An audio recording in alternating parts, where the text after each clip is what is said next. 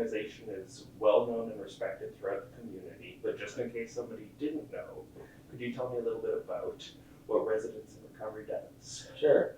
Yeah, it's a good opportunity to share what we do here. Uh, Residents Recovery started as a sober living organization where we provided pre and post treatment sober living to individuals. We have 4 sober living houses throughout the community. In the past year, we've expanded into family sober living, and we have 2 multi-family complexes in which we provide post-treatment family sober living to single parents with children. And in the past year as well, we opened Family Healing Center, which is a program for mothers with children at risk of apprehension, in which they can do an inpatient residential treatment program and do that with their children. And then we've also taken on the former Greyhound bus depot, in which we offer childcare for all of the clients that we have with children in our program. I think right now we have about 40 children in our program. So you're in the life-changing business. Yeah, for sure. And in order to scale up like that, there's a lot of people who are trying to do good work like this, but it's so hard to scale. How have you found it bringing on partners and working with the communities and government agencies in order to expand this work? This community has been phenomenal. I mean, we work very closely with a number of different organizations in Lloydminster to do what we do. Midwest Family Connection supports us a lot.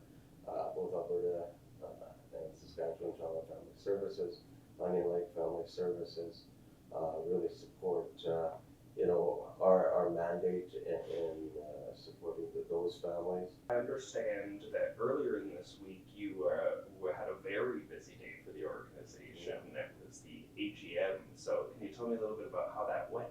Sure. Yeah, it was a really good opportunity to talk about this past year. We had all this growth in our last fiscal year. So last summer is when we bought our first multi-family complex for the family sober living, where we took over the old Harris House for our Family Healing Center. So we grew by over 550% in a year, and we went from 6 full-time staff. Right now we're almost at 40. So I was not prepared for what it was all the things that were gonna come along with growing so quickly, so fast. The financial piece of that was stressful. You think growing quickly, we have growing revenues, but unfortunately the expenses come up long before the revenues do when you're growing quickly. And that piece has been an extreme amount of stress. Probably something we would manage differently if done again. And and then the employment piece, the staffing difficulties, finding staff, qualified staff. We took on a lot of staff that maybe weren't as qualified as we wanted them to be, just because we didn't have a huge labor market here, right?